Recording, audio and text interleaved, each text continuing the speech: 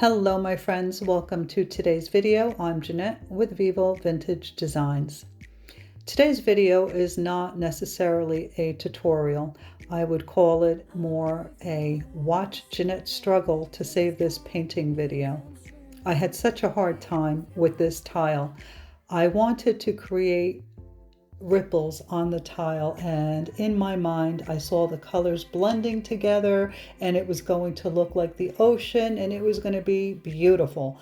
However, the inks had something else in mind, and I don't know if it's because of the weather. It's been raining a lot here, or I don't know, maybe I was doing something wrong. I never tried to create ripples like this on tile before, but I thought I've created roses and infinity rings on tile. How hard can it be? Well, I learned a lesson. It was a lot harder than I thought, but I kept going with it, and I ended up with something that, although it didn't resemble what I had envisioned, it turned into something that was completely unexpected that I was very, very happy with. So much so that this tile I'm painting on is the tile I use for my videos. Once I'm done with the painting, I spray it down with alcohol and I wipe the painting off and I put it away for the next video. But this turned out so well that I actually sealed the tile with the KAMAR varnish and UV protection. And even though abstract does not match the decor in my home, this tile is currently sitting on an easel in my living room because I liked it so much. So I did not record the entire transformation of this video because I had actually given up on it. So stick around until the very end of the video where I post a picture of the finished tile. So you can see here that I've added the ink and it's been running down the side of the tile. The colors are not blending together. I'm getting those thick, crusty lines, not getting ripples in some areas, and it was just horrible. And I was really disappointed. But I kept going because I never give up on a painting. It's got to be really, really bad for me to finally give up on it. And I was almost at that point. You can see I'm struggling to make the colors blend, to get the ripples. It was just not happening. And I actually spent more time working on this tile than I normally do on a painting. So you can see here, I've given up. It doesn't matter. I'm just going to throw some ink on it and see what happens. So in my mind, I thought if I start at one corner, I'm just going to work my way over to the other corner and see what I end up with. And I was pleasantly surprised. I was getting some really nice ripples, which are difficult to see in the video. But the colors were beginning to blend nicely. And I just continued adding more alcohol and tipping the tile so that the alcohol would run down to the area I was drawing, and that's how I was getting the ripples.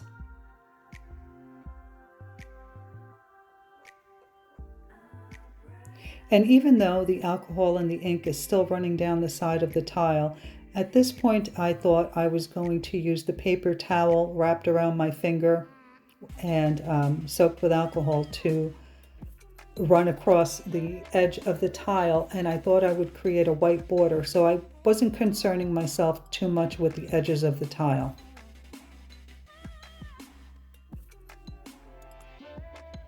So now the tile is dry. Excuse me.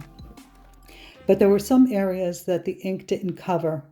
So I pulled out the pitch black and I used a paintbrush to cover up those areas.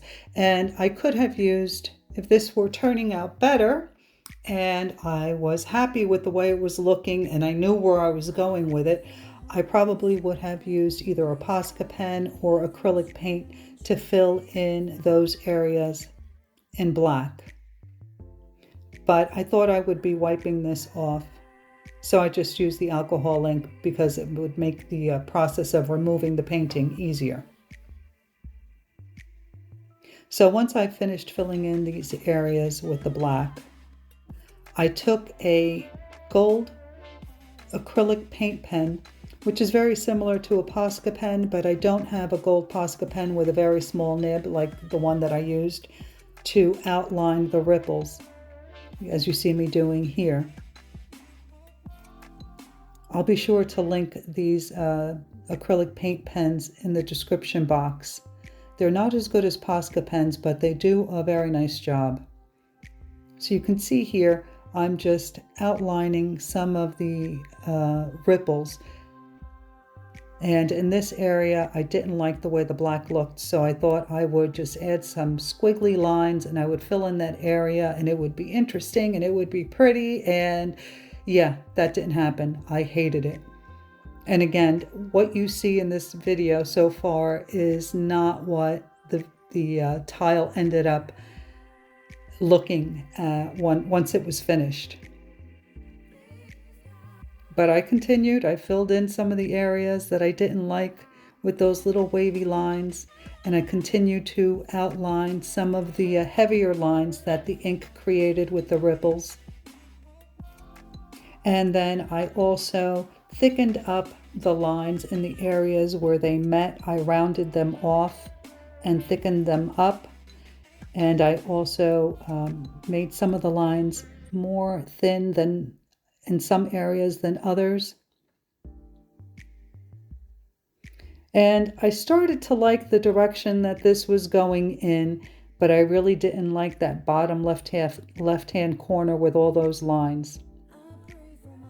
But that was easily fixed, and you'll see in the picture at the end of the video how I corrected that, or how I fixed it, and I ended up with a result that I liked much better. So you can see here, I'm starting to thicken up those areas where the lines meet and rounding them off, and I really liked the way that looked.